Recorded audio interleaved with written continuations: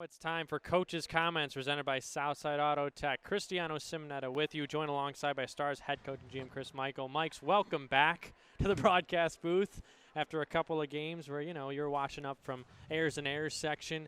Let's talk about that really quick in terms of the perspective that you gained not being on the bench. I know that had to be extremely tough, but what did you learn from your team over your couple games that you weren't on the bench? There was just some systematic stuff that you get a different view when you're sitting above and you have the aerial, bird's eye, whatever you want to call it. And just kind of the systematic stuff through all three zones, with and without the puck. And, there was a couple areas that, watching it from above, we just started to think as a staff, okay, what if we tweak this and what if we make an adjustment here or there? And we did. We've made a few adjustments starting on Monday, and so far so good with those adjustments. And it was painful, but it was painful not being there for the players, but it's not about one individual, whether it's a coach, whether it's a player, it doesn't matter. It's about us, and our guys did a great job. I know, we're 1-3 in those 4 games, but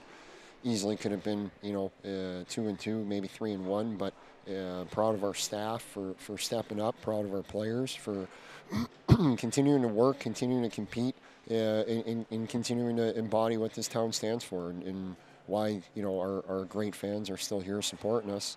It's a testament to what our players do on the ice. Whatever adjustments you guys made offensively the last 2 games, they've paid off. 16 goals, and you're not just getting it from one particular line. What can you say about this team's depth, especially when it comes to rookie defenseman Michael Mastrodomenico scoring his first in the USHL, Carter Shade snaps a long drought, and then Charles Alexis Legault also cashing in?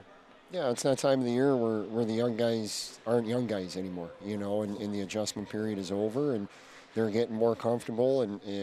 But you know what, we've had this all year, and it hasn't shown obviously with the standings and our lack of goal production for the course of the season. But we as a staff know what we have in that locker room, and we have a special group, and we are extremely excited. We are extremely proud that it's coming to fruition now in the last 2 games. That, they put a lot of work into this, and it hasn't gone our way for the most part, but it has in the last 2 games, and hopefully we're going to go into the Waterloo tomorrow night and find a way to do something we haven't done all year, but we know this is going to be the hardest game of our season in front of us tomorrow night. Aidan Thompson had 4 points tonight, 2 goals, 2 assists. He's got 7 points in his last 2 games. What has sparked number 27's play as of late? More confidence, more belief. We've had great conversations earlier this week, and not only from a systematic stuff was it good for me to sit upstairs and watch, but from an individual standpoint too, where you can tell like guys are squeezing their sticks. They want to produce, and they want to succeed, and they want to be the guy that carries the group to the next level. And and it's been good to kind of talk to some guys and rebuild their confidence one day at a time. And it started in practice on Monday, and we started making more plays. We were crisp with the puck. We were snapping that thing like we were supposed to, and our communication has been better. And you know what? For Aidan, it started in his own zone. Like he's been way better in his own zone, and when you can skate the way he can, like he's going to produce. It's going to happen. He's a dynamic offensive talent, and we're happy to see it kind of come to fruition for him, and because he's put a lot of work in, and he's growing up as a young man off the ice, and his game is maturing on the ice as well.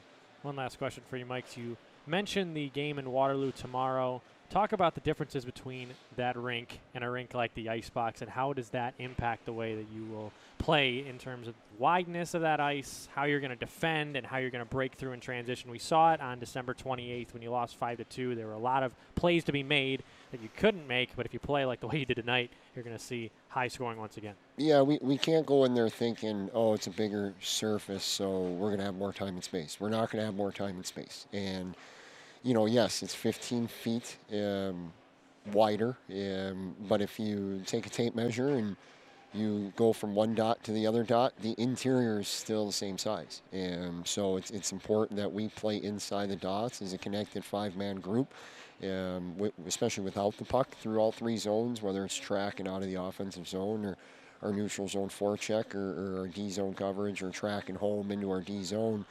we have to play inside the dots. They obviously know how to play in their own building. They've known that for years. They've done a great job there, and you know, we just, like I said, we can't be mesmerized by all the space outside the dots. It's all about winning the interior, whether it's in our building or their building or whoever's building. It doesn't matter. It's the hard area, and you got to get there, and you got to be ready to compete, and you got to be ready to finish plays. Stars head coach and GM Chris Michael. That was coach's comments presented by Southside Auto Tech. Lincoln wins their second in a row, 7-3 against the Waterloo Blackhawks. They'll be back in action tomorrow night, 6:05 p.m. start at Young Arena in Iowa. We'll see you then.